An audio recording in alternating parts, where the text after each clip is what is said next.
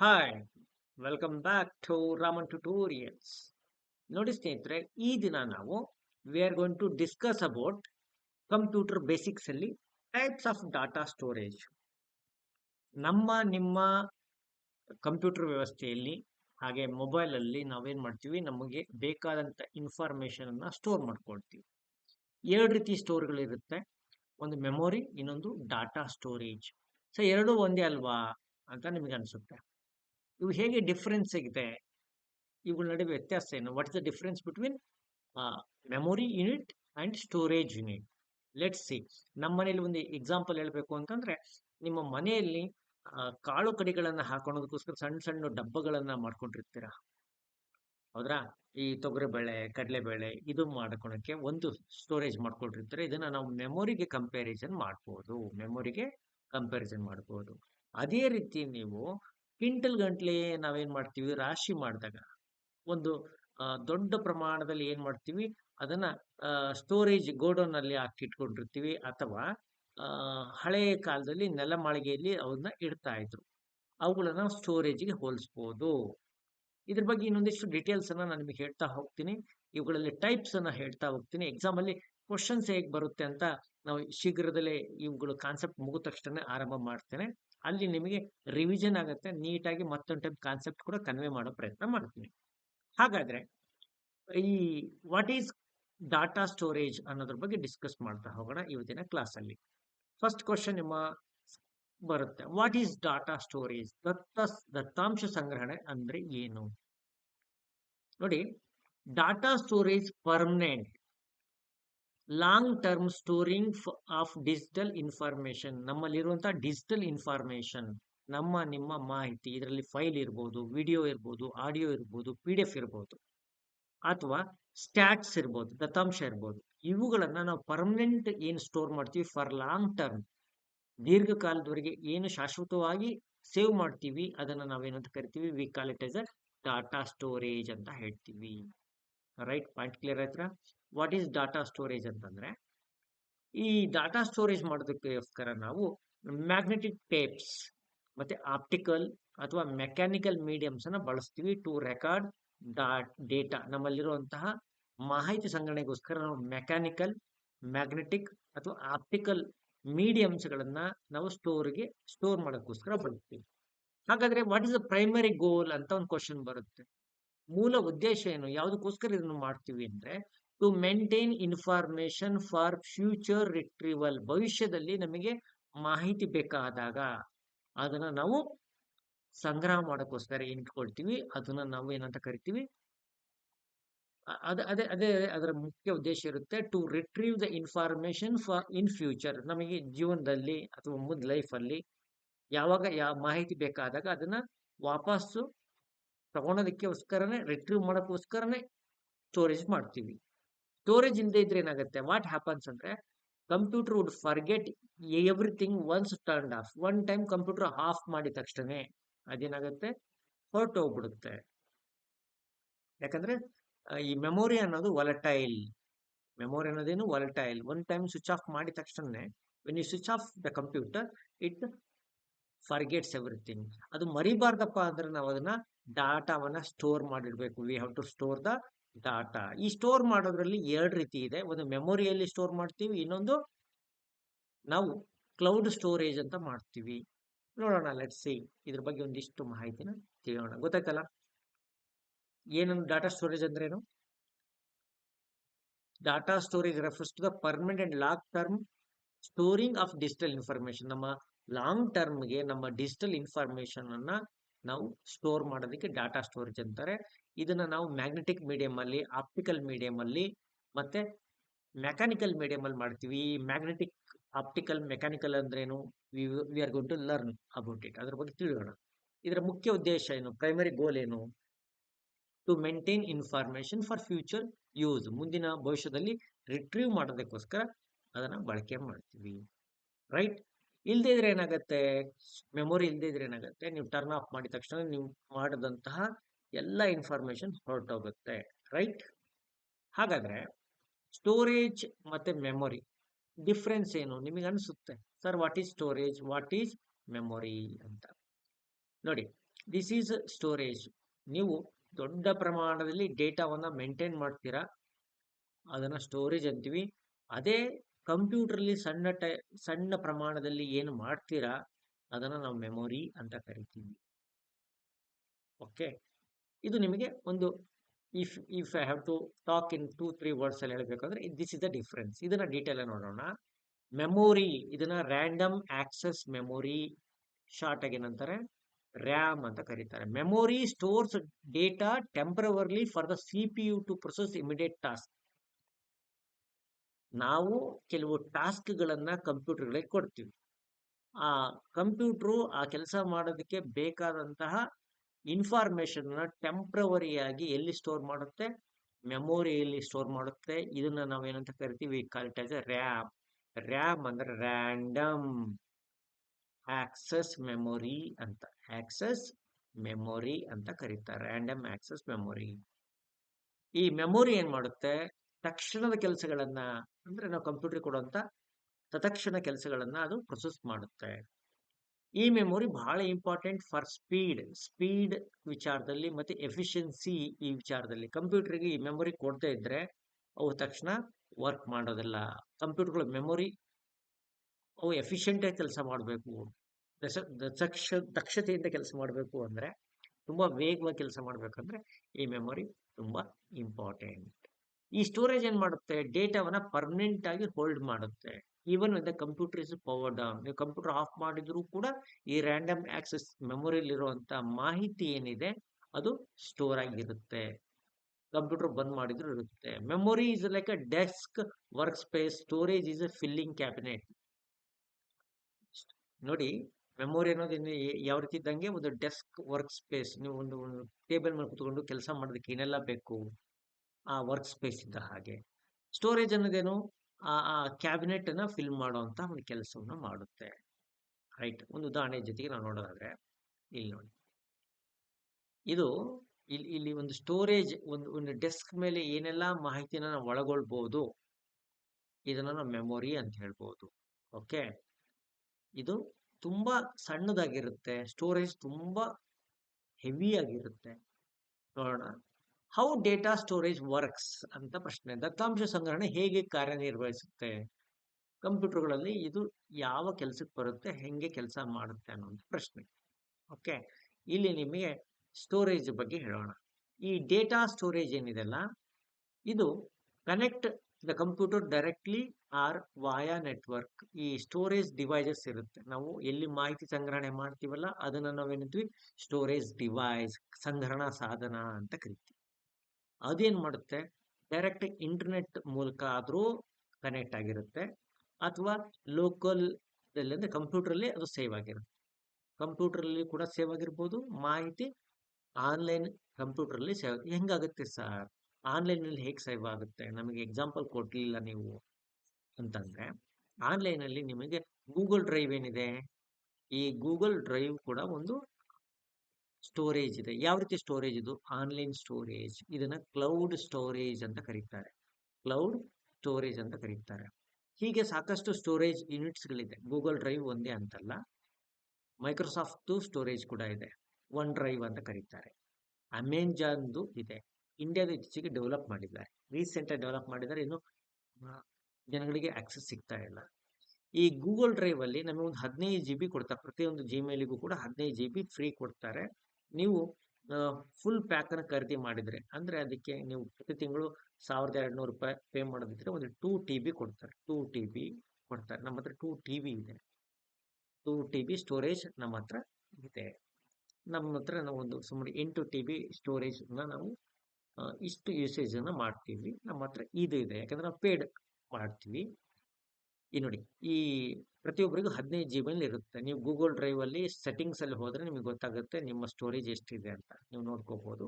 ಎಲ್ಲಿ ಸಿಗುತ್ತೆ ಸರ್ ಅಂದ್ರೆ ಸ್ಟೋರೇಜ್ ಅಲ್ಲಿ ಸಿಗುತ್ತೆ, ಹೇಳ್ತೀನಿ. ಏನ್ ಮಾಡ್ತಾರೆ, ನಾವು ಯೂಸರ್ಸ್ ಏನ್ ಮಾಡ್ತೀವಿ? We send request to access or save specific files. ನಾವೇನ್ ಮಾಡ್ತೀವಿ? ರಿಕ್ವೆಸ್ಟ್ ಮಾಡ್ತೀವಿ. ಯಾವ್ದಾರ ಒಂದು ಫೈಲ್ ಇದೆ ಅನ್ಕೊಳ್ಳಿ, ಆ ಫೈಲ್ ಅನ್ನ ನಾವು ಸೇವ್ ಮಾಡ್ಕೊಳಕ್ಕೋಸ್ಕರ ಏನ್ ಮಾಡ್ತೀವಿ? ನಾವು ಆಕ್ಸೆಸ್ ಅನ್ನ ಮಾಡ್ತೀವಿ. ಉದಾಹರಣೆಗೆ ಇಲ್ಲಿ ಯಾವುದೋ ಒಂದು ಇನ್ಫಾರ್ಮೇಶನ್ ಇದೆ, ಈ ಇನ್ಫಾರ್ಮೇಶನ್ ಇದೆ ಅಂತಂದ್ರೆ, ಆ ಮಾಹಿತಿ ಇದೆ ಅಂದ್ರೆ ಅದನ್ನ ನಾವೇನ್ ಮಾಡ್ತೀವಿ, ಸ್ಟೋರ್ ಮಾಡ್ತೀವಿ. ನೋಡಿ, ಎಲ್ಲ ಇನ್ಫಾರ್ಮೇಶನ್ ಅನ್ನ ಸ್ಟೋರ್ ಮಾಡಿ ಇಟ್ಟಿದ್ದೀವಿ. ಇದು ಎಲ್ಲ ನಮ್ಮ ಡ್ರೈವ್ ಅಲ್ಲಿ ಸ್ಟೋರ್ ಆಗುತ್ತೆ. ನೋಡಿ, ಗೂಗಲ್ ಡ್ರೈವ್ ಅಲ್ಲಿ ಸ್ಟೋರ್ ಆಗುತ್ತೆ. ಗೂಗಲ್ ಡ್ರೈವ್, ಮೈ ಡ್ರೈವ್ ಅಂದ್ರೆ ಗೂಗಲ್ ಡ್ರೈವ್ ಅಂತ ಬಂದ್ಬಿಡುತ್ತೆ. ಡ್ರೈವ್ ಅಲ್ಲಿ ನಮ್ಮ ಇನ್ಫಾರ್ಮೇಶನ್ ಎಲ್ಲ, ನಮ್ಮ ಫೈಲ್ಸ್ ಗಳೆಲ್ಲ ಸ್ಟೋರೇಜ್ ಆಗಿದೆ. ಇವುಗಳನ್ನು ನಾವು ಯಾವ ಬೇಕಾದ್ರೂ ರಿಟ್ರೀವ್ ಮಾಡ್ತೀವಿ. ನೋಡಿ, ನಮ್ಮ ಸ್ಟೋರೇಜ್ ಯೂನಿಟ್ ಎಷ್ಟಿದೆ, 15 GB ಸಹಜವಾಗಿ ನಿಮ್ದಿರುತ್ತೆ. ನಮ್ದು 2 TB ಇದೆ. ರಾಮನ್ ಟ್ಯೂಟೋರಿಯಲ್ ಸ್ಟೋರೇಜ್ ಎಷ್ಟಿದೆ, 2 TB ಇದೆ.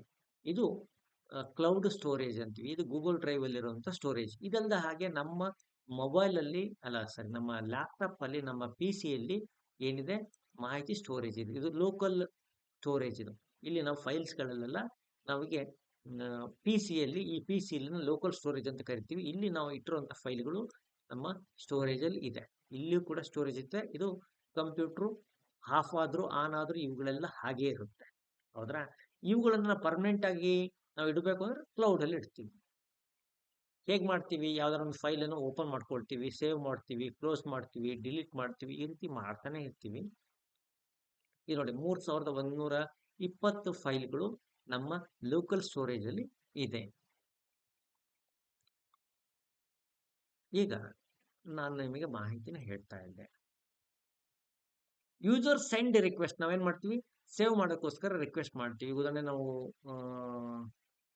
ಎಕ್ಸೆಲ್ ಅಲ್ಲಿ ವರ್ಕ್ ಮಾಡ್ತಾ ಇದೀವಿ, MS ವರ್ಡ್ ಅಲ್ಲಿ ಎಕ್ಸೆಲ್ ಮಾಡ್ತೀವಿ, PPT ಅಲ್ಲಿ ಮಾಡ್ತಾ ಇದೀವಿ ಅಂದ್ರೆ ನಾವು ಫೈಲ್ಗಳನ್ನು ಸ್ಟೋರೇಜ್ ಮಾಡ್ಕೊಳ್ತೀವಿ. ಉದಾಹರಣೆಗೆ ಯಾವುದೊಂದು ಫೈಲ್ ಅನ್ನ ನಾವು ಇಲ್ಲಿ ನೋಡಿ, ಸ್ಟೋರೇಜ್ ಇದೆ ಅಂತಂದ್ರೆ ಮೈಕ್ರೋಸಾಫ್ಟ್ ಅಲ್ಲಿ ಒಂದು ಫೈಲ್ ಇದೆ. ನಮಗೆ ಬೇಕಾದಂತಹ ಈ ಫೈಲ್ ನಾವು ಯಾವಾಗ ಬೇಕಾದ್ರೂ ರಿಟ್ರೀವ್ ಮಾಡ್ಕೊಳ್ತೀವಿ. ಹೌದ್ರಾ? ಹಾಗೇನೆ ಇದನ್ನ ನಾವು ಸೇವ್ ಕೂಡ ಮಾಡ್ಕೊಳ್ತೀವಿ. ಫೈಲಿಗೆ ಹೋಗಿ ನಾವೇನ್ ಮಾಡ್ತೀವಿ, ಇದನ್ನ ಸೇವ್ ಆಸ್ ಅಂತ ಮಾಡಿದಾಗ ಆಗುತ್ತೆ. ಸೇವ್ ಆಸ್ ಮಾಡ್ಕೊಳಕ್ ಚಾನ್ಸ್ ಇದೆ. ಏನಾದ್ರು ಫೈಲಲ್ಲಿ ಎಡಿಟ್ ಮಾಡಿದ್ರೆ ಸೇವ್ ಆಸ್ ಮಾಡ್ಕೊಳಕ್ಕೆ ಇಲ್ಲಿ ಚಾನ್ಸ್ ಇದೆ. ಹೀಗೆ ನಾವು ಸೇವ್ ಮಾಡಿಕೊಂಡು ಫೈಲನ್ನು ಲೋಕಲ್ ಸ್ಟೋರೇಜ್ ಅಲ್ಲಿ ಇಟ್ಕೊಳ್ತೀವಿ, ಅಥವಾ ಡ್ರೈವ್ ಅಲ್ಲಿ ಸೇವ್ ಮಾಡಿ ಇಟ್ಕೊಳ್ತೀವಿ. ಇದು ಒಂದು ವೇ ಇರಲಿ. The system collects data and writes it on to the storage medium. System ಏನ್ ಮಾಡುತ್ತೆ, ಒಂದು ಡೇಟಾವನ್ನ ಸ್ಟೋರೇಜ್ ಕಲೆಕ್ಟ್ ಮಾಡುತ್ತೆ ನಮ್ಮಿಂದ. ಅದನ್ನ ಅದೇನ್ ಮಾಡುತ್ತೆ, ಸ್ಟೋರೇಜ್ ಮೀಡಿಯಂ ಅಲ್ಲಿ ಅದನ್ನ ಬರೆದು ಇಟ್ಕೊಳ್ಳುತ್ತೆ, ರೈಟ್ ಔಟ್ ಮಾಡಿ ಇಟ್ಕೊಳ್ಳುತ್ತೆ. ಓಕೆ, ಹಾಗಾದ್ರೆ ರೀಡಿಂಗ್ ಆ ಡಾಟಾ, ಒಂದು ಇನ್ಫಾರ್ಮೇಶನ್ ನಮಗೆ ಬೇಕು ಅಂತಂದ್ರೆ ನಾವೇನ್ ಮಾಡ್ತೀವಿ, ಅದನ್ನ ಎಲ್ಲಿದೆ, ಯಾವ ಫೈಲ್ ಅಲ್ಲಿ ಇದೆ ಅದನ್ನ ಲೊಕೇಟ್ ಮಾಡ್ತೀವಿ. ಲೊಕೇಟ್ ಮಾಡಿ on the medium and sending it back to the CPU. ಅದನ್ನ ನಾವು ಸೇವ್ ಮಾಡಿ ಅದನ್ನ CPU ಗೆ ಇಟ್ಕೊಳ್ತೀವಿ. ಅಂದ್ರೆ ಒಂದು ಇನ್ಫಾರ್ಮೇಶನ್ ಅನ್ನ ನಾವೇನ್ ಮಾಡ್ತೀವಿ, ಅದನ್ನ ಫೈಲ್ ಅಲ್ಲಿ ಲೊಕೇಶನ್ ಅನ್ನ ಚೂಸ್ ಮಾಡಿ ಅದಕ್ಕೊಂದು ನೇಮ್ ಅನ್ನ ಕೊಟ್ಟು ಫೈಲ್ ಅನ್ನ ಸೇವ್ ಮಾಡ್ತೀವಿ. ರೈಟಾ? Forms of storage. ಸ್ಟೋರೇಜ್ ಅಲ್ಲಿ ಬೇರೆ ಬೇರೆ ಫಾರ್ಮ್ಗಳು, ಬೇರೆ ಬೇರೆ ರೂಟ್ಗಳಿವೆ. ಅದರಲ್ಲಿ ಒಂದು ಫೈಲ್ ಸ್ಟೋರೇಜ್ ಬಗ್ಗೆ ನೋಡೋಣ. ಏನಿದು ಫೈಲ್ ಸ್ಟೋರೇಜ್ ಅಂತಂದ್ರೆ, ನೋಡಿ, ಫೈಲ್ ಸ್ಟೋರೇಜ್ ಆರ್ಗನೈಸಸ್ ಡೇಟಾ ಇನ್ ಹೈರಾರ್ಕಿಕಲ್ ಫಾರ್ಮ್ಯಾಟ್. ನಾವು ಒಂದು ಟ್ರೀ ಸ್ಟ್ರಕ್ಚರ್ ಅಲ್ಲಿ ಏನ್ ಮಾಡ್ತೀವಿ, ಫೈಲ್ ಅನ್ನ ಸ್ಟೋರೇಜ್ ಮಾಡ್ತೀವಿ. ಒಂದು ದೊಡ್ಡ ಫೈಲು, ಇದನ್ನ ಫೋಲ್ಡರ್ ಅಂತ ಕರಿತೀವಿ. ಫೋಲ್ಡರ್ ಒಳಗಡೆ ನಾವು ಎಷ್ಟು ಫೈಲ್ನಾದ್ರೂ ಸೇವ್ ಮಾಡ್ಕೊಳ್ತಾ ಹೋಗ್ತೀವಿ. ಫೋಲ್ಡರ್ ಒಳಗಡೆ ಮಾಡ್ತೀವಿ ನಾವು, ಅದರೊಳಗಡೆ ಮತ್ತೆ ಮತ್ತೆ ಮತ್ತೆ ಫೈಲ್ಗಳನ್ನ ಸ್ಟೋರ್ ಮಾಡ್ಕೊಳ್ತಾ ಹೋಗ್ತೀವಿ. ಹೇಗಿರುತ್ತೆ ಸರ್, ನಮ್ಗೆ ನೋಡಿಲ್ಲ ಅಂದ್ರೆ, ಯೂಶಲಿ ಎಲ್ಲ ಗೊತ್ತಿರುತ್ತೆ, ಕಂಪ್ಯೂಟರ್ ಬಲ್ಲವರಿಗೆ ಗೊತ್ತಿರುತ್ತೆ. ಉದಾಹರಣೆಗೆ ಇಲ್ಲಿ ನಾವು ಡೌನ್ಲೋಡ್ಸ್ ಅಂತ ಇದೆ. ಡೌನ್ಲೋಡ್ಸ್ ಅನ್ನೋದ್ರೊಳಗೆ ಇದೆಲ್ಲ ಫೈಲ್ಗಳೆಲ್ಲ ಇದೆ. ಹಾಗೆ ಡಾಕ್ಯುಮೆಂಟ್ಸ್ ಒಳಗಿದೆ, ಪಿಕ್ಚರ್ಸ್ ಒಳಗಿದೆ. ನೋಡಿ, ಪಿಕ್ಚರ್ಸ್ ಒಳಗಿದೆ. ಹಾಗೆ ಮ್ಯೂಸಿಕ್ ಫೋಲ್ಡರ್ ಒಳಗೆ ಮ್ಯೂಸಿಕ್ ಇರುತ್ತೆ, ವಿಡಿಯೋ ಫೋಲ್ಡರ್ ಒಳಗೆ ವಿಡಿಯೋ ಇರುತ್ತೆ. ಓಕೆ, ಹೀಗೆ ನಾವು ಒಂದು ಈ PC ಯಲ್ಲಿರುವಂತಹ ಸ್ಟೋರೇಜ್ ಅನ್ನ ನಾವೇನ್ ಮಾಡ್ತೀವಿ, ಇದನ್ನ ನಾವು ಅಪ್ಲಿಕೇಶನ್ಗೆ ಒಂದಿಷ್ಟು, ಈಗ ನೋಡಿ ಅದರಲ್ಲಿ ಡ್ರೈವ್ಗಳು ಬರುತ್ತೆ. C ಡ್ರೈವ್, ಆಮೇಲೆ D ಡ್ರೈವ್, ಈ ರೀತಿ ಡ್ರೈವ್ಗಳಲ್ಲಿ ಡಿವೈಡ್ ಮಾಡಿರ್ತೀವಿ.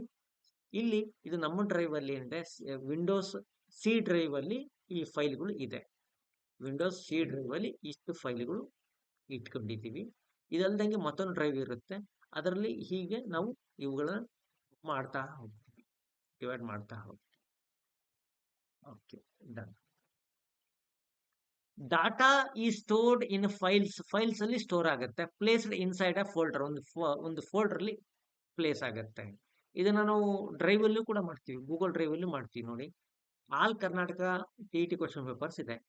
ಇದನ್ನ ನಾನೇನ್ ಮಾಡಿದೀನಿ, ಇದನ್ನೆಲ್ಲ ಸ್ಟೋರ್ ಮಾಡಿ ಇಟ್ಕೊಂಡಿದ್ದೀನಿ. ಇವೆಲ್ಲ ಒಂದೊಂದು ಫೈಲ್ಗಳು. ಇದು ಯಾವ ಫೋಲ್ಡರಲ್ಲಿದೆ? ಆಲ್ ಟಿ ಕ್ವಶನ್ ಪೇಪರ್ಸ್ ಅಂತ ಇದೆ. ಇದಲ್ದಾಗೆ ಸೀಟೆಡ್ ಕ್ವಶನ್ ಪೇಪರ್ಸ್ ಕೂಡ ಒಂದು ಫೋಲ್ಡರ್ ಇದೆ. ಇದರಲ್ಲಿ ಇನ್ನು ಫೈಲ್ ಬಿದ್ದಿಲ್ಲ ಅಂತ ಕಾಣಿಸುತ್ತೆ. ಜಿಯೋಗ್ರಫಿ ಬುಕ್ಸ್ ಇದೆ, HSTR ಕ್ವಶನ್ ಪೇಪರ್ಸ್ ಇದೆ, ಕ್ವಶನ್ ಪೇಪರ್ಸ್ ಇದೆ. ಹೀಗೆ ಇವನ್ನೆಲ್ಲ ಇವನ್ನ ಫೋಲ್ಡರ್ ಅಂತ ಕರಿತೀವಿ. ಇವೆಲ್ಲ ಫೋಲ್ಡರ್ಸ್ ಇದೆ. ಫೋಲ್ಡರ್ ಒಳಗಡೆ ಫೈಲ್ ಇರುತ್ತೆ. ಓಕೆ, ಈ ರೀತಿ ನಾವು ಇವುಗಳನ್ನೆಲ್ಲ ಸ್ಟೋರ್ ಮಾಡಿ ಇಟ್ಕೊಂಡಿರ್ತೀವಿ. ರೈಟ್,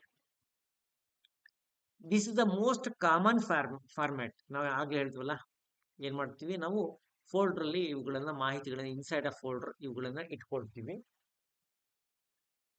ಮೋಸ್ಟ್ ಕಾಮನ್ ಫಾರ್ಮ್ಯಾಟ್ ಏನಪ್ಪಾ ನಾವು ಪರ್ಸನಲ್ ಕಂಪ್ಯೂಟರ್ ಅಲ್ಲಿ ನೋಡೋದು ಸಿ ಡ್ರೈವ್. ಯಾವ ಡ್ರೈವ್? C drive. ಇದು ಕಾಮನ್ ಫಾರ್ಮ್ಯಾಟ್ ಇರುತ್ತೆ. ಈ ಕಂಪ್ಯೂಟರ್ಗಳಲ್ಲಿ ಇದೆಲ್ಲ ಕಂಡು ಬರುತ್ತೆ.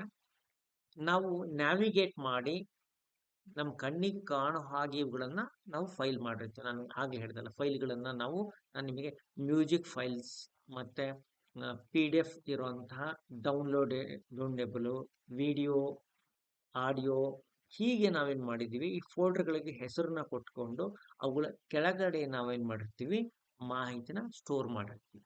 ರೈಟ್, ಫಾರ್ಮ್ಸ್ ಆಫ್ ಸ್ಟೋರೇಜ್ ಅಂದಾಗ ನಾವು ಅವುಗಳನ್ನ ನೋಡಿ, ಬ್ಲಾಕ್ ಸ್ಟೋರೇಜ್ ಅಂತ ಮತ್ತೊಂದು ಬರುತ್ತೆ. ನಾವು ಮೇಲ್ಗಡೆ ಸ್ಟಡಿ ಮಾಡಿದ್ದು ಯಾವುದು? File storage. ಯಾವ್ದ್ರ ಬಗ್ಗೆ? ಸ್ಟೋರೇಜ್ ಅಲ್ಲಿ ಮೊದಲ ಟೈಪ್ ಯಾವುದು? File storage. ಎರಡನೇ ಟೈಪ್ ಯಾವುದು? ಬ್ಲಾಕ್ ಸ್ಟೋರೇಜ್ ಅಂತ ಬರುತ್ತೆ. ಏನ್ ಸರ್ ಇದು ಬ್ಲಾಕ್ ಸ್ಟೋರೇಜ್ ಅಂತಂದ್ರೆ, block storage breaks data down into separate equal sized places called blocks. ಏನ್ ಮಾಡುತ್ತೆ? ನಾವು ಕೊಟ್ಟಂತ ಮಾಹಿತಿನ ಈಕ್ವಲ್ ಸೈಜ್ ಅಲ್ಲಿ ಒಂದೊಂದು ಬ್ಲಾಕ್ ಅಲ್ಲಿ ಇನ್ಫಾರ್ಮೇಶನ್ ಸ್ಟೋರೇಜ್ ಆಗುತ್ತೆ. ಕಂಪ್ಯೂಟರ್ ಅಲ್ಲಿ ಈಕ್ವಲ್ ಆಗಿ ಎಲ್ಲ ಇನ್ಫಾರ್ಮೇಶನ್ ಈಕ್ವಲ್ ಆಗಿ ಅದು ಡಿವೈಡ್ ಆಗುತ್ತೆ, ಬ್ಲಾಕ್ ಅಲ್ಲಿ ಡಿವೈಡ್ ಆಗುತ್ತೆ. Each block has a unique identifier. ಪ್ರತಿಯೊಂದು ಬ್ಲಾಕ್ಗೆ ಒಂದು ಅದರದಂತ ಐಡೆಂಟಿಫಿಕೇಶನ್ ನಂಬರ್ ಇರುತ್ತೆ. But no metadata structure like folders ತರ ನಮಗೆ ಅರ್ಥ ಆಗೋಂಗಿರಲ್ಲ, ಕಂಪ್ಯೂಟರ್ ಅರ್ಥ ಆಗೋಗಿ ಇರುತ್ತೆ. The system can store these blocks wherever is most efficient. ಅದು ಬ್ಲಾಕ್ಸ್ ಗಳನ್ನ ಎಲ್ಲೆಲ್ಲಿ ಅಗತ್ಯ ಇದೆ, ಸ್ಟೋರೇಜ್ ಅಲ್ಲಿ ಎಲ್ಲೆಲ್ಲಿ ಸ್ಪೇಸ್ ಇದೆ ಅಲ್ಲಿ ಅದನ್ನ ಅದು ಸ್ಟೋರ್ ಮಾಡುತ್ತೆ. It is faster, often use to enterprise environments. ಇವು ತುಂಬಾ ಫಾಸ್ಟ್ ಆಗಿ ಕೆಲಸ ಮಾಡುತ್ತೆ. ಸ್ಯಾನ್ ಅನ್ನುವಂತಹ ಬ್ಲಾಕ್ ಸ್ಟೋರೇಜ್ ಯೂನಿಟ್ಗಳಿದೆ, ಸ್ಯಾನ್ಸ್ ಅಂತ. ಈ ಬ್ಲಾಕ್ ಸ್ಟೋರೇಜ್ ಯೂನಿಟ್ ಅಲ್ಲಿ ಒಂದು ಟೈಪ್ ಯಾವುದು? ಸ್ಯಾನ್ಸ್ ಅಂತ. ಈ ಸ್ಯಾನ್ಸ್ ಏನಿದೆ ತುಂಬಾ ಫಾಸ್ಟ್ ಆಗಿ ಎಂಟರ್ಪ್ರೈಸ್ ಲೆವೆಲ್ ಅಲ್ಲಿ ಕೆಲಸ ಮಾಡುವಂತ ಎನ್ವಿರಾನ್ಮೆಂಟ್ಗಳು ಇಲ್ಲಿ ನಾವು ನೋಡಬಹುದು. You can see them. ನೋಡಿ, ಇವುಗಳು ಈ ರೀತಿ ಇನ್ಫಾರ್ಮೇಶನ್ ಸ್ಟೋರೇಜ್ ಮಾಡಕ್ ಬರುವಂತ ಬ್ಲಾಕ್ ಸ್ಟೋರೇಜ್ ಯೂನಿಟ್ಗಳು. ಹಾಗೇನೆ ಆಬ್ಜೆಕ್ಟ್ ಸ್ಟೋರೇಜ್ ಅಂತ ಬರುತ್ತೆ.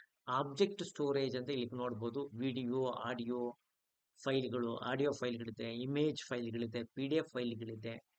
ಇವನ್ನ ಆಬ್ಜೆಕ್ಟ್ ಸ್ಟೋರೇಜ್ ಅಂತ ಕರೀತಾರೆ. ಫೈಲ್ ಸ್ಟೋರೇಜ್ ಆಯ್ತು, ಬ್ಲಾಕ್ ಸ್ಟೋರೇಜ್ ಆಯ್ತು. ಈಗ ಆಬ್ಜೆಕ್ಟ್ ಸ್ಟೋರೇಜ್ ಅಂದ್ರೆ ಏನು ಅಂತ ನೋಡೋಣ. Object storage is use to organise large amounts of unstructured data. Unstructured ಡಾಟಾವನ್ನ ದೊಡ್ಡ ಪ್ರಮಾಣದಲ್ಲಿ ಅನ್ಸ್ಟ್ರಕ್ಚರ್ಡ್ ಅಂದ್ರೆ ಅದನ್ನ ನಾವು ಆರ್ಗನೈಸ್ ಮಾಡೇ ಇಲ್ಲ ಅಂತ ಎಲ್ಲಾ ಇನ್ಫಾರ್ಮೇಶನ್ಗಳು ಎಲ್ಲಿ ಸ್ಟೋರೇಜ್ ಆಗುತ್ತೆ? ಆಬ್ಜೆಕ್ಟ್ ಸ್ಟೋರೇಜ್ ಅಲ್ಲಿ ಆಗುತ್ತೆ. Data is bundled with meta data and unique ID. ಪ್ರತಿಯೊಂದು ಫೈಲಿಗೆ ಒಂದು ಯುನಿಕ್ ಐಡಿ ಇರುತ್ತೆ.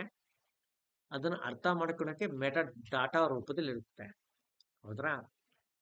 It uses flat address space instead of folder hierarchy. ಇಲ್ಲಿ ಫೋಲ್ಡರ್ ಅಲ್ಲಿ ನಾವೇನ್ ಮಾಡ್ತೀವಿ, ಫೋಲ್ಡರ್ಗಳನ್ನ ಆಲ್ಫಾಬೆಟಿಕ್ ಆರ್ಡರ್ ಅಲ್ಲಿ A ಒಳಗೆ ಬರೋಂಥ ಫೈಲ್ಗಳು, B ಒಳಗೆ ಬರೋಂಥ ಫೈಲ್ಗಳು, ಈ ರೀತಿ ಕೂಡ ನಾವು ಏನ್ ಮಾಡಿರ್ತೀವಿ, ಸ್ಟೋರ್ ಮಾಡಿ ಇಟ್ಕೊಂಡಿರ್ತೀವಿ.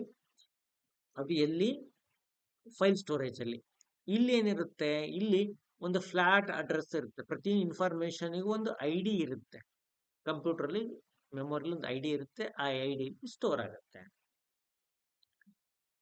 ಇಲ್ಲಿ ನಾವು ideal for storing photo store ಮಾಡೋದಕ್ಕೆ, ವಿಡಿಯೋ ಸ್ಟೋರ್ ಮಾಡೋದಕ್ಕೆ, ಬ್ಯಾಕಪ್ ಗಳನ್ನ ಸ್ಟೋರ್ ಮಾಡೋದಕ್ಕೆ ನಾವೇನ್ ಮಾಡ್ತೀವಿ, ಇವುಗಳನ್ನ ನಾವು ಬಳಕೆ ಮಾಡ್ತೀವಿ. ಯಾವುದನ್ನ? ಆಬ್ಜೆಕ್ಟ್ ಸ್ಟೋರೇಜ್ ಗಳನ್ನ ಬಳಕೆ ಮಾಡ್ತೀವಿ. ರೈಟ್, ಈಗ ನಾವು ಫೈಲ್ ಸ್ಟೋರೇಜ್ ಅಂದ್ರೆ ಏನು, ಬ್ಲಾಕ್ ಸ್ಟೋರೇಜ್ ಅಂದ್ರೆ ಏನು, ಆಬ್ಜೆಕ್ಟ್ ಸ್ಟೋರೇಜ್ ಅಂದ್ರೇನು, ಇವು ಟೈಪ್ಸ್ ಆಫ್ ಸ್ಟೋರೇಜ್ ಅಲ್ಲಿ ಬರುವಂತಹ ಟೈಪ್ಸ್ ಬಗ್ಗೆ ನಾನು ನಿಮಗೆ ಹೇಳಿದೆ. ರೈಟ್, ಇಷ್ಟೆಲ್ಲ ಡೀಟೇಲ್ ಆಗಿ ನಮಗೆ ಬೇಕಾ ಅನ್ನೋಂಥ ಪ್ರಶ್ನೆ ಎಲ್ಲರಿಗೂ ಇರುತ್ತೆ. ನೋಡಿ, ನಮಗೆ ಸರ್ ನಾವು ಪ್ರತಿ ಟೈಮ್ ಈಜ್ ಕಲೀರಿ, ನೀಟಾಗಿ ಕಲೀರಿ ಅಂತ ಹೇಳ್ತೀವಿ. ಕೆಲವರು ಏನ್ ಮಾಡ್ತಾರೆ, ನಮ್ ಕೈಕಾಲು ಬಡಿಯಕ್ ಬಂದ್ರೆ ಸಾಕು, ನಾವು ಅದರಲ್ಲೇ ದಡಕ್ ಬಂದ್ರೆ ಸಾಕು ಅಂತ ಹೇಳ್ತೀರಾ. ಹೌದು, ನೀವು ದಡಕ್ ಬಂದ್ರೆ ಸಾಕು, ಕೈಕಾಲು ಬಡಿಯಕ್ ಬಂದ್ರೆ ಸಾಕು, ಇದು ನನಗೆ ಕೂಡ ಗೊತ್ತಿದೆ. ಆದ್ರೆ ನಾನು ಕೂಡ ಎದುರುಗಡೆ ಇದ್ದಾಗ ನನಗೆ 3 ಟೈಪ್ ಆಫ್ ಸ್ಟೂಡೆಂಟ್ಸ್ ಇರ್ತಾರೆ. ಸರ್ ನಮಗೆ ಎಷ್ಟು ಮಾಹಿತಿ ಸಿಕ್ಕರೆ ಸಾಕು, ಒಂದಿಷ್ಟು ಸಿಕ್ಕರೆ ಸಾಕು ಅನ್ನುವಂತಹ ಇರ್ತಾರೆ. ನಮ್ಗೆಲ್ಲ ನೀಟಾಗಿ ಬೇಕು, ಕಂಪ್ಲೀಟ್ ಆಗಿ ಮಾಹಿತಿ ಬೇಕಾ ಅನ್ನೋರು ಕೂಡ ಇರ್ತಾರೆ. ಕೆಲವರಿಗೆ ಈಗಾಗಲೇ ಮಾಹಿತಿ ಗೊತ್ತಿರುತ್ತೆ, ಕೇವಲ ನೋಟ್ಸ್ ಬೇಕಾಗುತ್ತೆ, ಕೆಲವರಿಗೆ ವಿಡಿಯೋ ಬೇಕಾಗಿರುತ್ತೆ, ಕೆಲವರಿಗೆ ಆಡಿಯೋ ಬೇಕಾಗಿರ್ತಾರೆ. ಹೀಗೆ ಯಾರ್ಯಾರು ಏನಾರೇ ಬೇಕಾಗಿರಲಿ, ನಮಗೆ ಮಾಹಿತಿಯನ್ನೇ ಕಂಪ್ಲೀಟ್ ಕೊಡೋ ಉದ್ದೇಶ ಇರುತ್ತೆ. ಹಾಗಾಗಿ ಕಂಪ್ಲೀಟ್ ಆಗಿ ಹೆಚ್ಚಿನ ಮಾಹಿತಿ ಕೊಡೋದೇ ನಮ್ಮ ಉದ್ದೇಶ. ಎಕ್ಸಾಮಿಗೆ ರಿಕ್ವೈರ್ಮೆಂಟ್ ಇದ್ದಕ್ಕಿಂತನೂ ಒಂದು ಸ್ವಲ್ಪ ಜಾಸ್ತಿ ಕೊಡ್ತಾ ಹೋಗ್ತೀವಿ. ಇಲ್ಲಿ ಈ ಡೇಟಾ ಸ್ಟೋರೇಜ್ ಏನಿದೆ, ಇದನ್ನ ನಾವು ಒಂದು ಹೈರಾರ್ಕಿ ನೋಡೋಣ. ಸ್ಟೋರೇಜ್ ಅಲ್ಲಿ ಏನೆಲ್ಲ ಟೈಪ್ ಸ್ಟೋರೇಜ್ ಇದೆ ಅಂತ ನೋಡೋಣ. ಅದರಲ್ಲಿ ಡೇಟಾ ಸ್ಟೋರೇಜ್ ನಾವು ಪ್ರೈಮರಿ ಸ್ಟೋರೇಜ್ ಅಥವಾ ಇದನ್ನ ಮೇನ್ ಮೆಮೊರಿ ಅಥವಾ ರ್ಯಾಂಡಮ್ ಆಕ್ಸೆಸ್ ಮೆಮೊರಿ ಅಂತ ಕರಿತೀವಿ. ಸೆಕೆಂಡರಿ ಸ್ಟೋರೇಜ್ ಅಂತ ಮತ್ತೊಂದು ಬರುತ್ತೆ. ಲೆಟ್ಸ್ ಸಿ, ನೋಡಿ ಇಲ್ಲಿ 3 ರೀತಿ ಸ್ಟೋರೇಜ್ಗಳು ಬರುತ್ತೆ. ಪ್ರೈಮರಿ ಸ್ಟೋರೇಜ್, ಇದನ್ನ ಮೇನ್ ಮೆಮೊರಿ ಅಥವಾ ರ್ಯಾಂಡಮ್ ಆಕ್ಸೆಸ್ ಮೆಮೊರಿ ಅಂತ ಕರಿತೀವಿ. ಇನ್ನೊಂದು ಸೆಕೆಂಡರಿ ಸ್ಟೋರೇಜ್, ಇದನ್ನ ನಾನ್ ವಾಲಟೈಲ್ ಸ್ಟೋರೇಜ್ ಅಂತ ಕರಿತೀವಿ. ಹಾಗೆ ಟೆರಿಟರಿ ಸ್ಟೋರೇಜ್ ಅಥವಾ ತೃತೀಯ ಸಂಗ್ರಹಣಾ ಘಟಕಗಳು ಅಂತ ಇದನ್ನ ಆರ್ಕೈವಲ್ ಸ್ಟೋರೇಜ್ ಅಂತ ಕರಿತೀವಿ. ಆರ್ಕೈವಲ್ ಸ್ಟೋರೇಜ್ ಅಂತ ಕರಿತೀವಿ. ಹೀಗೆ 3 ರೀತಿ ಸ್ಟೋರೇಜ್ಗಳು ಇರುತ್ತೆ. ಈ 3 ಸ್ಟೋರೇಜ್ಗಳು ಮಾಹಿತಿನ ನಾವು 3 ರೀತಿ ಟೈಪ್ ಅಲ್ಲಿ ಸೇವ್ ಮಾಡ್ತೀವಿ. ಪ್ರೈಮರಿ, ಸೆಕೆಂಡರಿ, ಟೆರಿಷರಿ ಅಂತ ನಾವು ಕರಿಬಹುದು. ಆರ್ಕೈವಲ್ ಸ್ಟೋರೇಜ್ ಅಂತ ಕೂಡ ಕರಿಬಹುದು. ನೋಡೋಣ, ಇಲ್ಲಿ ಪ್ರೈಮರಿ ಸ್ಟೋರೇಜ್ ಅಂದ್ರೆ ರ್ಯಾಂಡಮ್ ಆಕ್ಸೆಸ್ ಮೆಮೊರಿ ಅಂತ ಬರುತ್ತೆ. ಅದು ಹೇಗಿರುತ್ತೆ ಅಂದ್ರೆ, ನೀವು ಇಮೇಜ್ ಅಲ್ಲಿ ನೋಡ್ತಿದ್ರಲ್ಲ, ಇದು ಈ ರೀತಿ ಇರುತ್ತೆ. ಈ ಸ್ಟೋರೇಜ್ ಏನಿದೆ, this is very active in nature, ತುಂಬಾ ಆಕ್ಟಿವ್ ಇರುತ್ತೆ. ಇದು ಡೇಟಾವನ್ನ ನೋಡಿ, ಈ primary storage holds data that is currently active. ನೀವೇನು ಬಳಕೆ ಮಾಡ್ತೀರಿ, ಉದಾಹರಣೆಗೆ ನಾನು ಈಗ ಈ ಫೈಲ್ ಅನ್ನು ಓಪನ್ ಮಾಡ್ಕೊಂಡು ಕುತ್ಕೊಂಡಿದ್ದೀನಿ. ಇದನ್ನ ನಾನು ಫೈಲ್ ಅನ್ನ ಮೈಕ್ರೋಸಾಫ್ಟ್ ಅಲ್ಲಿ ಓಪನ್ ಮಾಡ್ಕೊಂಡು ಕುತ್ಕೊಂಡಿದ್ದೀನಿ, ಬ್ರೌಸರ್ ಅಲ್ಲಿ ಓಪನ್ ಮಾಡ್ಕೊಂಡಿದ್ದೀನಿ. ಎಡ್ಜ್ ಅನ್ನುವಂತ ಒಂದು ಸಾಫ್ಟ್ವೇರ್ ಇದೆ. ಈ ಸಾಫ್ಟ್ವೇರ್ ಅಲ್ಲಿ ಈ ಫೈಲ್ ನ ಓಪನ್ ಮಾಡ್ಕೊಂಡಿದ್ದೀನಿ. ಕರೆಂಟ್ ಆಗಿ ಆಕ್ಟಿವ್ ಆಗಿ ನಾವು ಯೂಸ್ ಮಾಡ್ತಿರೋ ಇದನ್ನ, ಹೌದಾ? ಏನೋ ಆಕ್ಟಿವ್ ಆಗಿ ಯೂಸ್ ಮಾಡ್ತಾ ಇದೀವೋ ಅದನ್ನ ಅದೇನ್ ಮಾಡುತ್ತೆ, ಅದರ ಡೇಟಾವನ್ನ ಹೋಲ್ಡ್ ಮಾಡಿ ಇಟ್ಕೊಳ್ಳುತ್ತೆ. ಏನು ಯೂಸ್ ಅಲ್ಲಿ ಇದೆ ಅದನ್ನ. ಓಕೆ, ಈ ಸದ್ಯಕ್ಕೆ ನಿಮ್ಮ ಬತ್ತಳಿಕೆಯಲ್ಲಿ ಏನು ಅಸ್ತ್ರ ಕೈಯಲ್ಲಿ ಇಟ್ಕೊಂಡಿದ್ರೆ ಆ ಅಸ್ತ್ರನ ಇದು ಇಟ್ಕೊಂಡು ಕೂತ್ಕೊಂಡಿರುತ್ತೆ. ಇದನ್ನ ನಾವು ಮೇನ್ ಮೆಮೊರಿ ಅಥವಾ ರ್ಯಾಂಡಮ್ ಆಕ್ಸೆಸ್ ಮೆಮೊರಿ ಅಂತಲೂ ಕೂಡ ನಾವು ಕರಿತೀವಿ. CPU access this memory directly and extremely quickly. CPU ನಮ್ಮಲ್ಲಿರುವಂತಹ CPU ಏನ್ ಮಾಡುತ್ತೆ, ಅದು ಈ ಮೆಮೊರಿಯನ್ನ ಡೈರೆಕ್ಟ್ ಆಗಿ ಆಕ್ಸೆಸ್ ಮಾಡುತ್ತೆ, ನೇರವಾಗಿ ಬಳಕೆ ಮಾಡುತ್ತೆ, ಮತ್ತೆ ಅತ್ಯಂತ ಸ್ಪೀಡ್ ಆಗಿ ಇದನ್ನ ಬಳಕೆ ಮಾಡುತ್ತೆ.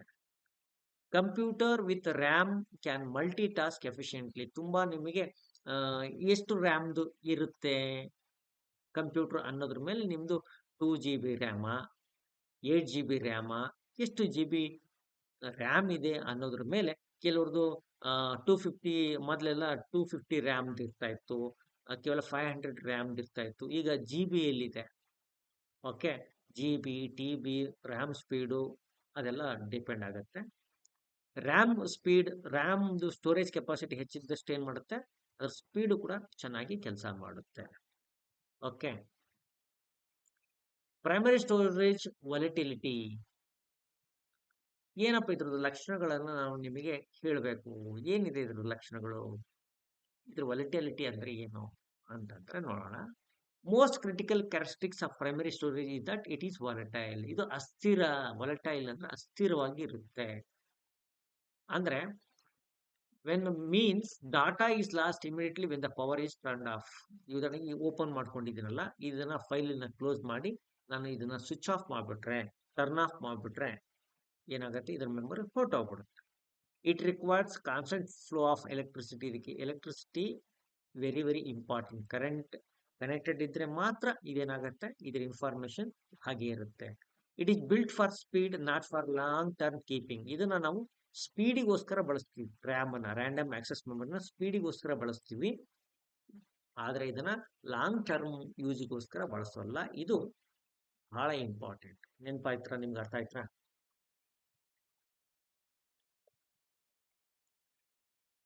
ನೋಡಿ, ಪ್ರೈಮರಿ ಸ್ಟೋರೇಜ್ ಇದಕ್ಕೋಸ್ಕರ ಇದು ವೊಲಟೈಲ್ ಅಂತ ಕರಿತೀವಿ. ನೀವು ಸ್ವಿಚ್ ಆಫ್ ಮಾಡಿದ ತಕ್ಷಣ ಇದ್ರದ್ದು ಹೊರಟೋಗ್ಬಿಡುತ್ತೆ. ಏನು, ಇದರಲ್ಲಿ ಇನ್ಫಾರ್ಮೇಶನ್ ಹೊರಟೋಗ್ಬಿಡುತ್ತೆ. ಮುಂದೆ ಹೋಗೋಣ. ಸೆಕೆಂಡರಿ ಸ್ಟೋರೇಜ್ ಏನಿದೆ? ಇದ್ರ ಸೆಕೆಂಡರಿ ಸ್ಟೋರೇಜ್ ಅಂದ್ರೆ ಏನು ಅಂತ ನಾವು ನೋಡ್ತಾ ಹೋಗೋಣ. ಸೆಕೆಂಡರಿ ಸ್ಟೋರೇಜ್ ಏನ್ ಮಾಡುತ್ತೆ? Design for long term data retention. ನಿಮಗೆ ಬಹಳಷ್ಟು ಕಾಲ ನೀವು ಎಲ್ಲಿವರೆಗೆ ಫೈಲ್ ಅನ್ನ ಡಿಲೀಟ್ ಮಾಡಲ್ಲ, ಓಕೆ, ಅಥವಾ ಕೆಲವು ಟೈಮ್ ಡಿಲೀಟ್ ಮಾಡದೇ ಇದ್ರೆ, ಅಥವಾ ಅದು ಕರಪ್ಟ್ ಆಗಿ ಹಾಳಾಗಿ ಹೋಗದೆ ಇದ್ರೆ, ಇನ್ಫಾರ್ಮೇಶನ್ ಯಾವುದು ವೈರಸ್ ಬಂದು ಅಥವಾ ನಾವೇ ಗೊತ್ತಿಲ್ಲದ ಹಾಗೆ ಡಿಲೀಟ್ ಮಾಡಿದ್ರೆ ಡಿಲೀಟ್ ಮಾಡಬೇಕು. ಏನೇ ಇದ್ರೂ ಅಲ್ಲಿವರೆಗೆ ಇನ್ಫಾರ್ಮೇಶನ್ ಇದ್ದೇ ಇರುತ್ತೆ. ದೀರ್ಘಕಾಲದವರೆಗೆ ಅದನ್ನ ಉಳಿಸ್ಕೋಬಹುದು. ಓಕೆ, ಇಲ್ಲಿ ನಾವು HDD ಹಾರ್ಡ್ ಡಿಸ್ಕ್ ಡ್ರೈವ್ಗಳು ಅಂತ ಬರುತ್ತೆ, ಸಾಲಿಡ್ ಸ್ಟೇಟ್ ಡ್ರೈವ್ ಅಂತ ಬರುತ್ತೆ, SSD, ಹಾಗೆ USB ಹೀಗಿರುತ್ತೆ. ಇದು USB ಇದೆ, USB ಅಂತ ಇದನ್ನ ಕರಿತೀವಿ. ಅದರ ಪೆನ್ ಡ್ರೈವ್ ಅಂತ ಕರೀತಾರೆ, USB ಅಂತ ಕರೀತಾರೆ. ಹಾಗೆ HDD ಇದೆ, ಹಾಗೆ SSD ಕೂಡ ನೀವು ನೋಡ್ಬೋದು. SSD, HDD ಇವೆಲ್ಲ ನೀವು ಗಮನ ಹರಿಸ್ಬೋದು. Okay, it stores operating systems, applications and user files. ಇದೇನ್ ಮಾಡುತ್ತೆ? ಆಪರೇಟಿಂಗ್ ಸಿಸ್ಟಮ್, OS ಅಂತ ಕರಿತೀವಿ, ವಿಂಡೋಸ್ ಅಂತ ಕರಿತೀವಲ್ಲ, ವಿಂಡೋಸ್ ಯೂಸ್ ಮಾಡ್ತಿದ್ರೆ OS ನ ಯೂಸ್ ಮಾಡ್ಬೋದು. ಹಾಗೆ ಆಂಡ್ರಾಯ್ಡ್ ಮೊಬೈಲ್ ಅಲ್ಲಿ ಆಂಡ್ರಾಯ್ಡ್ ಸಾಫ್ಟ್ವೇರ್ ನ ಯೂಸ್ ಮಾಡುತ್ತೆ. ಆಮೇಲೆ ಆಪಲ್ಲು ಇದರಲ್ಲಿ ಅದರದ್ದು ಮ್ಯಾಕ್ದು ಸಾಫ್ಟ್ವೇರ್ ಅನ್ನ ಅದು ಸ್ಟೋರ್ ಮಾಡ್ಕೊಳ್ಳುತ್ತೆ. ಆಂಡ್ರಾಯ್ಡ್ ಆಗಿರ್ಲಿ, ಮ್ಯಾಕ್ ಆಗಿರ್ಲಿ, ಅದರದ್ದು OS ಅಂತ ಬರುತ್ತೆ.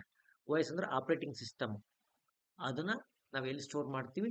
ಈ ಹಾರ್ಡ್ ಡ್ರೈವ್ ಮತ್ತೆ ಈ ಸಾಲಿಡ್ ಸ್ಟೇಟ್ ಡ್ರೈವ್ SSD ಅಥವಾ HDD ಮಾಡ್ತೀವಿ. SSD ತುಂಬಾ ಸ್ಪೀಡ್, HDD ಹಳೆ ಕಾಲದಿಂದ ಪರ್ಸನಲ್ ಕಂಪ್ಯೂಟರ್ ಬಳಸ್ತಾ ಇದ್ರು. ಇತ್ತೀಚಿನ ಟೈಮಲ್ಲಿ ನಾವು SSD ಬಳಸ್ತೀವಿ, ತುಂಬಾ ಸ್ಪೀಡ್ ಆಗಿ ಕೆಲಸ ಮಾಡುತ್ತೆ. ಹಾಗೇನೆ ಇಲ್ಲಿ ಈ ನಾವು ನಮ್ಮ ಸಿಸ್ಟಮ್ ರನ್ ಆಗೋದಕ್ಕೆ ಏನೆಲ್ಲ ಅಪ್ಲಿಕೇಶನ್ಸ್ಗಳು ಬೇಕು, ಆ್ಯಪ್ಗಳು ಬೇಕು, ಆ ಆ್ಯಪ್ಗಳನ್ನ, ಆಪರೇಟಿಂಗ್ ಸಿಸ್ಟಮ್ಸ್ ಅನ್ನ, ಮತ್ತೆ ನಾವು ಕ್ರಿಯೇಟ್ ಮಾಡುವಂತ ಫೈಲ್ಸ್ ಅನ್ನ ಇಲ್ಲಿ ಸ್ಟೋರ್ ಮಾಡಿ ಇಟ್ಕೊಳ್ಳುತ್ತೆ. ಯಾವುದರಲ್ಲಿ? ಈ ಸೆಕೆಂಡರಿ ಸ್ಟೋರೇಜ್ ಡಿವೈಸ್ಗಳಲ್ಲಿ. ಸ್ಲೋ ಆಗಿರುತ್ತೆ, but has a much larger capacity. ಇವು ತುಂಬಾ ಸ್ಲೋ ಆಗಿದ್ರು ಕೂಡ ತುಂಬಾ ಕೆಪಾಸಿಟಿ ಇದರಲ್ಲಿ ಇರುತ್ತೆ. ನಾನು ಆಗ್ಲೇ ನಿಮಗೆ ತೋರಿಸ್ಕೊಟ್ಟೆ ನೋಡಿ. ಇದು ಕ್ಲೌಡ್ ಸ್ಟೋರೇಜ್ ಆಗ್ಬಿಡಿ. ಈ ಫೈಲ್ಸ್ ಅಲ್ಲಿ ಮಾಹಿತಿಗಳೇನಿದೆಯಲ್ಲ, ಈ ಮಾಹಿತಿಗಳೇನಿದೆ ನಾವು ಡಿಲೀಟ್ ಮಾಡೋವರೆಗೂ ಕೂಡ ಇಲ್ಲೇ ಇರುತ್ತೆ. ಓಕೆ, ಇದನ್ನ ನಾವು ರಿಟ್ರೀವ್ ಮಾಡ್ಕೋಬಹುದು, ಓಪನ್ ಮಾಡ್ಕೋಬಹುದು, ಮತ್ತೆ ಇವುಗಳನ್ನ ನಾವು ಕ್ಲೋಸ್ ಮಾಡ್ಕೋಬಹುದು. Right. Secondary storage keeps data even when the power is off. Power off ಮಾಡಿದ್ರು ಕೂಡ ಇನ್ಫಾರ್ಮೇಶನ್ ಇರುತ್ತೆ. ಇದು HDD ಏನೇನು ಯೂಸ್ ಮಾಡುತ್ತೆ? Magnetic spinning disk. ಇಲ್ಲಿದೆಲ್ಲ ಮ್ಯಾಗ್ನೆಟಿಕ್ ಸ್ಪಿನ್ನಿಂಗ್ ಡಿಸ್ಕ್ ಅನ್ನ HDD ಯೂಸ್ ಮಾಡುತ್ತೆ. To hold data physically. Magnetic disk ಅಂತ ಏನ್ ಕಾಣುತ್ತಲ್ಲ, ಈ ಡಿಸ್ಕ್ ಅನ್ನ ಅದು ಏನ್ ಮಾಡುತ್ತೆ? HDD ಸ್ಟೋರೇಜ್ ಯೂಸ್ ಮಾಡುತ್ತೆ. SSD ಯಲ್ಲಿ ಫ್ಲಾಶ್ ಮೆಮೊರಿ ಇರುತ್ತೆ. ಏನಿರುತ್ತೆ? Flash memory. ನೋಡಿ, ಇದು ಫ್ಲಾಶ್ ಮೆಮೊರಿ ಇದೆಲ್ಲ, ಈ ಫ್ಲಾಶ್ ಮೆಮೊರಿಯಲ್ಲಿ SSD ಇರುತ್ತೆ. These device are permanent home for your digital life. ನಿಮ್ಮಲ್ಲಿ ಈ ಎರಡೂ ಕೂಡ HDD ಮತ್ತೆ SSD ತುಂಬಾ ಇಂಪಾರ್ಟೆಂಟ್ ಇದೆ.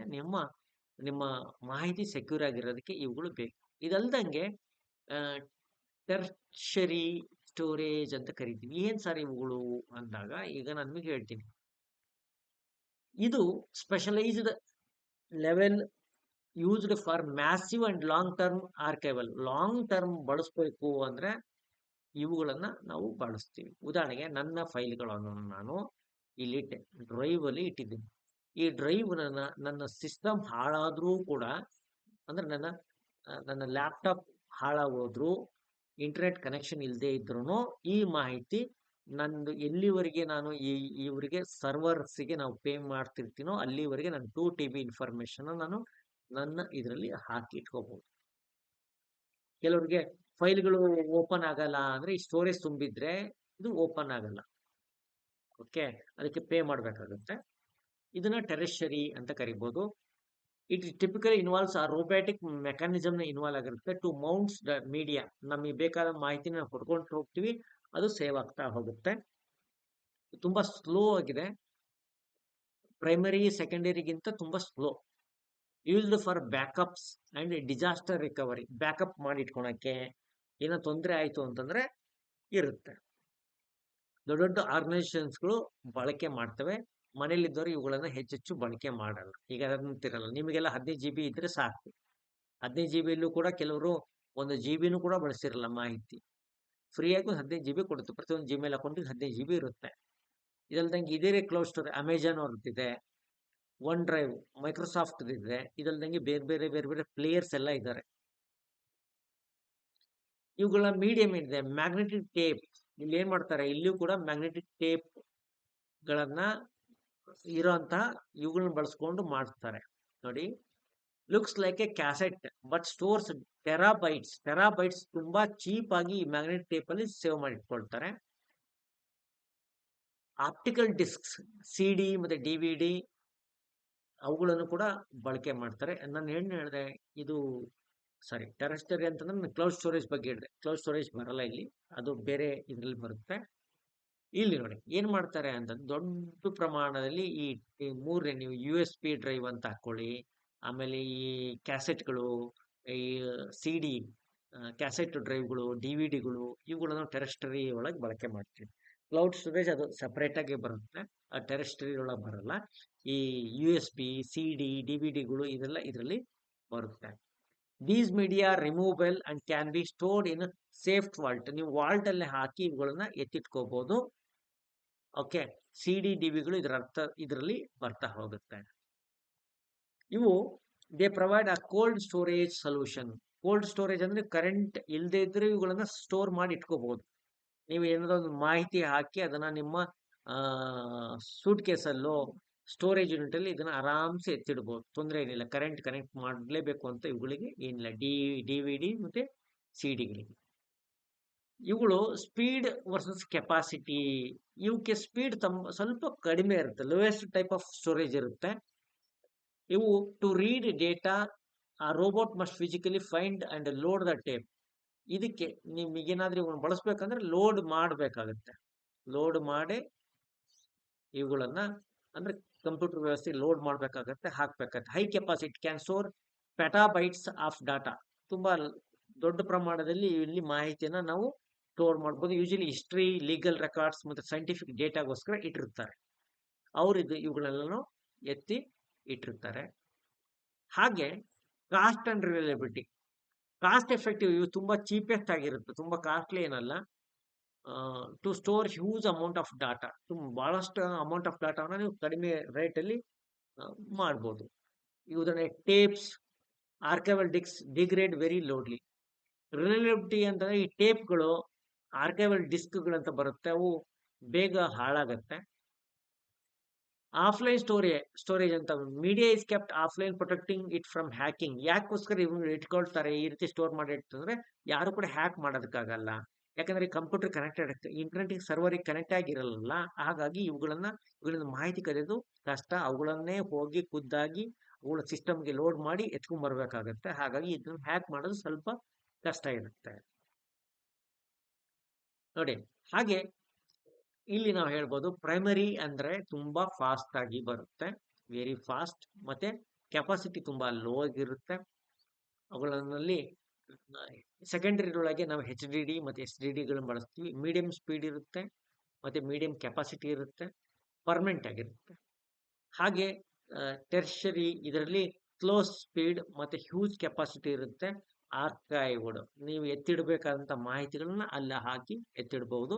ಹೀಗೆ ನಾವು 3 ಟೈಪ್ ಇವುಗಳನ್ನು ಕೂಡ ನಾವು ಡಿಸ್ಕಸ್ ಮಾಡ್ತೀವಿ.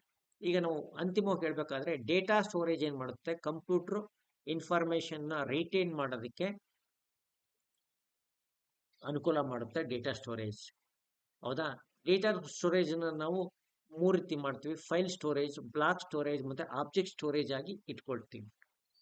ಹಾಗೆಯೇ ನಾವು ಸ್ಟೋರೇಜ್ಗೋಸ್ಕರ ಬಳಸುವಂತಹ ಐಟಮ್ಸ್ಗಳು ನೋಡೋದಾದ್ರೆ, ಅವುಗಳನ್ನು ನಾವು ಪ್ರೈಮರಿ ಸ್ಟೋರೇಜ್, ಸೆಕೆಂಡರಿ ಸ್ಟೋರೇಜ್ ಮತ್ತೆ ಟೆರಿಷರಿ ಸ್ಟೋರೇಜ್ ಅಂತ ಹೇಳ್ತೀವಿ. ಪ್ರೈಮರಿ ಸ್ಟೋರೇಜ್ ನಾವು ಸ್ಪೀಡಿಗೋಸ್ಕರ ಬಳಸ್ತೀವಿ. ಸೆಕೆಂಡರಿ ಫಾರ್ ಸ್ಟೋರೇಜ್ ಕೆಪಾಸಿಟಿಗೋಸ್ಕರ. ಟೆರಿಷರಿ ನಾವು ಎತ್ತಿಡೋಕ್ಕೋಸ್ಕರ, ಆರ್ಕೈವಲಿಗೋಸ್ಕರ ಬಳಕೆ ಮಾಡ್ತೀವಿ. ನಿಮ್ಮ ಅಗತ್ಯಕ್ಕೆ ತಕ್ಕಂಗೆ ನಿಮ್ಮ ಕಾಸ್ಟ್, ನಿಮ್ಗೆ ಬೇಕಾದಂಥ ಸ್ಪೀಡ್, ಕೆಪಾಸಿಟಿ ಆಧಾರಿತವಾಗಿ ಇವುಗಳನ್ನು ನೀವು ಬಳಕೆ ಮಾಡ್ಬೋದು. This is all about storage ಬಗ್ಗೆ ಹೇಳಿದೆ. ಸ್ಟೋರೇಜ್ ಬಗ್ಗೆ ಇನ್ಫಾರ್ಮೇಶನ್ ಕೊಟ್ಟಿದ್ದೀನಿ. ಇಲ್ಲಿ ಕೆಲವೊಂದು ಮಾಹಿತಿಗಳು ನಿಮಗೆ ಬೇಗ ಕನೆಕ್ಟ್ ಆಗಲ್ಲ, ಸಹಜವಾಗಿ ಆಗಲ್ಲ. ಯಾಕೆ ಆಗಲ್ಲ ಅಂದರೆ, ಈ ಹಿಂದೆ ಅವುಗಳ ಬಗ್ಗೆ ನೀವು ಯೋಚನೆ ಮಾಡಿಲ್ಲ, ತಲೆಯಲ್ಲಿ ವಿಚಾರಗಳನ್ನು ತಗೊಂಡಿಲ್ಲ ಅಂದರೆ ಬೇಗ ಕನೆಕ್ಟ್ ಆಗಲ್ಲ. ಇಲ್ಲದೆ ಇದ್ರೆ ಕನೆಕ್ಟ್ ಆಗತ್ತೆ. ಓಕೆ, ಇನ್ನೂ ಸ್ವಲ್ಪ ಡೇಟಾ ಓರಿಯೆಂಟೆಡ್ ಇರಬೇಕು. ಇವುಗಳ ಕೆಪಾಸಿಟಿ, ಸ್ಪೀಡು, ಇದ್ರ ಬಗ್ಗೆ ನಾನು ನಿಮಗೆ ಎಕ್ಸಾಕ್ಟ್ ಡೇಟಾ ಕೊಟ್ಟಿಲ್ಲ, ಜಸ್ಟ್ ಒಂದು ರೀತಿ ಕಾನ್ಸೆಪ್ಟನ್ನು ಕೊಡುವಂಥ ಒಂದು ಪ್ರಯತ್ನವನ್ನು ಮಾಡಿದ್ದೀನಿ. Thank you for watching. Next ಕ್ಲಾಸಲ್ಲಿ ಮತ್ತೆ ಸಿಗೋಣ. ಓಕೆ.